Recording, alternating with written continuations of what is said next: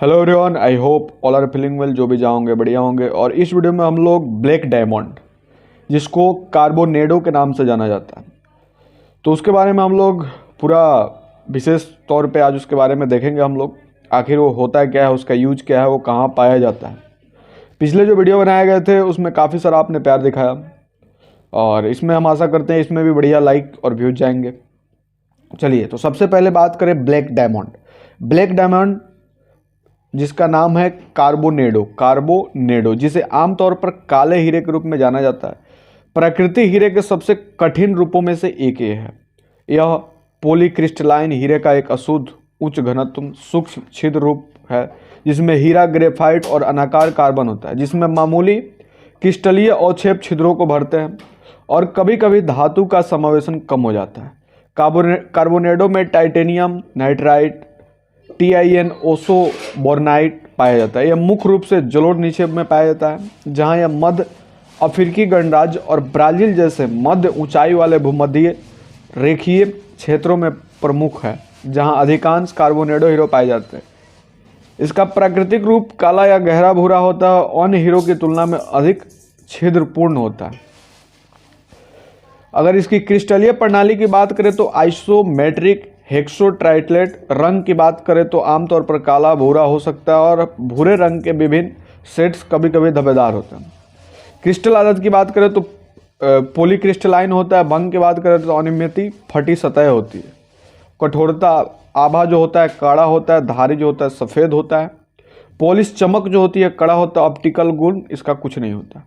अब अगर बात करें कि बाकी से ये कैसे अलग होता है असामान्य गुण के बारे में, तो कार्बोनेडो हीरो आमतौर पर मटर के आकार के कई छोटे काले क्रिस्टल के बड़े छिद्र समुच्चय होते हैं। जिसके विशिष्ट कार्बोनेडो का खनन मध्य अफ्रीकी गणराज्य और ब्राज़ील में पाया जाता है। इनमें से कोई भी स्थान किम्बरलाइट से जुड़ा नहीं है, जो विशिष्ट रत्न हीरे का स्रोत है। लेड आइसोटोप विश्लेषण की व्याख्या लगभग 3 अरब वर्ष पहले कार्बोनेडोस के क्रिस्टलीकरण के दस्तावेजीकरण के रूप में की गई। फिर भी कार्बोनेडो कई तलछिट्टी चट्टानों में पाया जाता है। हीरे की उत्पत्ति के सुराग के लिए हीरे में शामिल खनिज कणों का बड़े पैमाने पर अध्ययन किया गया। कुछ विशिष्ट हीरे में सामान्य मेंटल खनिज जैसे पाइरेप और फोरेस्टराइट का समावेशन होता है, लेकिन कार्बोनेडो में ऐसे मेंटल खनिज नहीं पाए गए हैं। जिसके विपरीत कुछ कार्बोनेडो में पृथ्वी की पपड़ी की विशेषताएं वाले खनिजों का परमाणु समावेश होता है। समावेशन आवश्यक रूप से क्रस्ट में हीरे के गठन को स्थापित नहीं करता, क्योंकि जबकि स्पष्ट क्रिस्टल समावेशन छिद्रों में ही होते हैं, जो कार्बोनेडो में आम है। उन्हें कार्बोनेडो के गठन के बाद पेश किया गया हो सकता है। अन्य खनिजों का समावेश जो पृथ्वी की पपड़ी में दुर्लभ या लगभग अनुपस्थित है। हीरे में कम से कम आंशिक रूप से शामिल पाए जाते हैं, न कि केवल छिद्रों में। ऐसे अन्य खनिजों Si, SiC, Fe, Ni की संरचना वाले खनिजों शामिल होते हैं। हेक्सोगोनल कार्बन फोलिफॉर्म लेंसेसेडेलाइट सहित कई विशिष्ट उच्च दबाव वाले खनिजों को कार्बोनाइट में समावेशन के रूप में पाया जाता है। हालांकि यदि उल्का पिंड प्रभाव से कार्बोनेडो बनता है तो ऐसे समावेशन की उम्मीद की जा सकती है। आइसोटोप अध्ययनों से कार्बोनेडो उत्पत्ति के भी और भी सुराग मिले हैं। कार्बन आइसोटोप का मान बहुत कम है। हीरे के सापेक्ष कार्बन 12 की तुलना में कम कार्बोनेडो नाइट्रोजन और क्रिस्टल जाली के मौजूद रिक्तियों से प्रेरित मजबूत ल्यूमिनियस फोटोल्यूमिनेंस और कैथोलोडिल्यूमिनेंस प्रदर्शित करता है। ल्यूमिनेसेंस हेलो रेडियोधर्मी समावेशन के आसपास मौजूद है, और यह सुझाव दिया गया है कि कार्बन डोज के गठन के बाद विकिरण क्षति हुई। यह अवलोकन शायद नीचे सूचीबद्ध विकिरण परिकल्पना के लिए प्रासंगिक है। कठोरता बनाम कठोरता की बात करें तो कार्बोनेडो की पॉलीक्रिस्टलाइन बनावट इसे मोनोक्रिस्टलाइन हीरे की तुलना में अधिक टिकाऊ बनाती है। इनमें अन्य प्रकारों में हीरो की तरह की कठोरता होती है, लेकिन यह बहुत अधिक कठोर होता है। इसकी पॉलीक्रिस्टलाइन बनावट एक एकल अपघर्षक कर्णिका को काटने की सतह पर हीरे के क्रिस्टल के कई क्रिस्टलोग्राफिक झुकाव प्रस्तुत करने की अनुमति देती है, और सबसे कठिन अभिविन्यास सबसे आक्रामक कटिंग करता है। कार्बोनेडो से बने काटने के उपकरण लंबे समय तक चलते हैं और कम रखरखाव की आवश्यकता होती है। 1800 के दशक में कार्बोनेडो को एक अपघर्षक के रूप में मान्यता दी गई थी। हीरे की अन्य किस्मों की तुलना में इसे काटने और पिसने की प्रभावशीलता के लिए इसे अधिक महत्व दिया गया था। कार्बोनेडो के साथ समस्या इसकी दुर्लभता है। यह केवल 2 देशों में पाया जाता है और दुनिया भर में केवल उत्पादन के कुछ टन रहा है। आज के अपघर्षक बाजार में कार्बोनेडो कोई महत्वपूर्ण वस्तु नहीं है। 1800 के दशक के उत्तरार्ध में जब डी बियर्स दक्षिण अफ्रीका में अपने हीरे की खदानें विकसित कर रहे थे तो उन्होंने हीरे की ड्रिलिंग की अपनी हीरो के बजाय कार्बोनेडो की प्राथमिकता दी थी। डी बियर्स कॉन्सोलिडेटेड माइंस और लिमिटेड के महाप्रबंधक गॉर्डनर एफ विलियम्स के अफसोस जताया।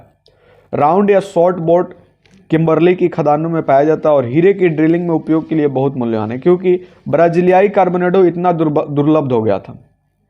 उत्पत्ति की परिकल्पना की बात करें तो कार्बोनेडो की उत्पत्ति विवादास्पद है और कुछ प्रस्तावित परिकल्पनाएं इस प्रकार है। पृथ्वी के आंतरिक भाग में उच्च दबाव की स्थिति में कार्बन का प्रत्यक्ष रूपांतरण हीरे के लिए सबसे आम परिकल्पना है।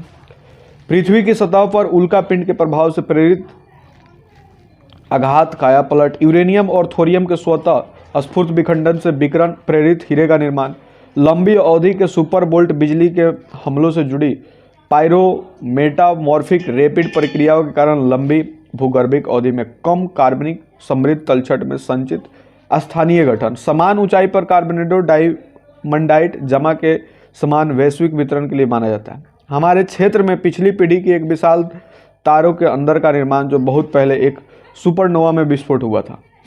किसी विस्फोटित तार के भीतर में फेंके जाने के बजाय किसी क्षुद्र ग्रह के प्रभाव के कारण अंतराकीय अंतरिक्ष में उत्पत्ति। कार्बोनेडो की उत्पत्ति पर अभी भी बहस चल रही है। अलौकिक उत्पत्ति परिकल्पना की बात करें तो स्टीफन हेगर्ट जैसे कार्बन डोस की अलौकिक उत्पत्ति के समर्थक का प्रस्ताव किया है।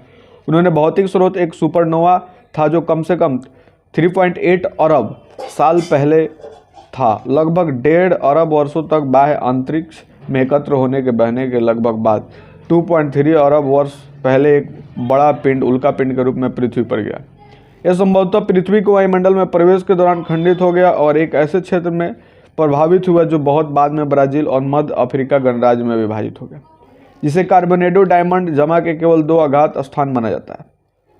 ऑस्मोनाइट की उपस्थिति जो केवल बहुत ही कम करने वाली परिस्थितियों और बहुत उच्च तापमान पर बनती है, अलौकिक उत्पत्ति का तर्क देती है। सबसे बड़ा तराशा हुआ हीरा की बात करें तो विश्व का सबसे बड़ा तराशा हुआ हीरा काला हीरा दी एनिग्मा नामक कार्बोनेडो है, जिनका वजन 555.55 कैरेट यानी कि लगभग बात करें तो 111 ग्राम है। तो ये था आपका ब्लैक डायमंड यानी कार्बोनेडो के बारे में इन्फॉर्मेशन। आपको कैसे लगी कमेंट करके बताएंगे और जल्दी मिलते हैं आपसे नेक्स्ट वीडियो में। तब तक के लिए बाय बाय।